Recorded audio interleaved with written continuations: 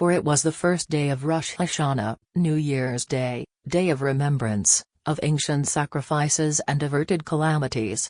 For I started the day by eating an apple dipped in honey, as ritual required, for I went to the local synagogue to listen to the ram's horn blown, for I asked our Father, our King, to save us for his sake if not for ours, for the sake of his abundant mercies, for the sake of his right hand, for the sake of those who went through fire and water, for the sanctification of his name. For despite the use of a microphone and other gross violations of ceremony, I gave myself up gladly to the synagogue's sensual insatiable vast womb. For what right have I to feel offended? For I communed with my dead father, and a conspicuous tear rolled down my right cheek, and there was loud crying inside me, for I understood how that tear could become an orb, for the Hebrew melodies comforted me. For I lost my voice, for I met a friend who asked, "Is this a day of high seriousness?" And when I said yes, he said, "It has taken your voice away." For he was right, for I felt the strong lashes of the wind lashing me by the throat. For I thought, there shall come a day that the watchmen upon the hills of Ephraim shall cry,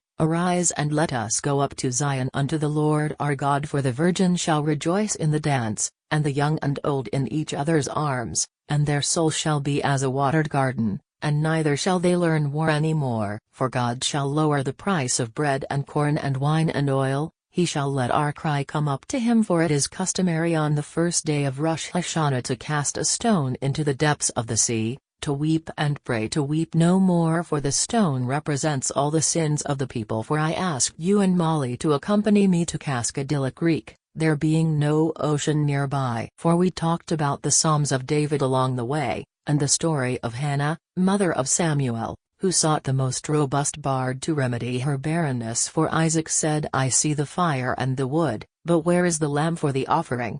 For as soon as I saw the stone, white, flat, oblong and heavy, I knew that it had summoned me, for I heard the voice locked inside that stone. For I pictured a dry wilderness in which, with a wave of my staff, I could command sweet waters to flow forth from that stone. For I cast the stone into the stream and watched it sink to the bottom, where dozens of smaller stones, all of them black, gathered around it. For the waterfall performed the function of the chorus. For after the moment of solemnity dissolved, you playfully tossed Molly into the stream, for you tossed her 3 times, and 3 times she swam back for her life. For she shook the water off her body, refreshed. For you removed the leash from her neck and let her roam freely. For she darted off into the brush and speared a small gray moving thing in the neck. For this was the work of an instant, for we looked, and behold, the small gray thing was a rat. For Molly had killed the rat with a single efficient bite, in conformance with Jewish law. For I took the rat and cast him into the stream, and both of us congratulated Molly, for now she resumed her noble gait. For she does not lie awake in the dark and weep for her sins,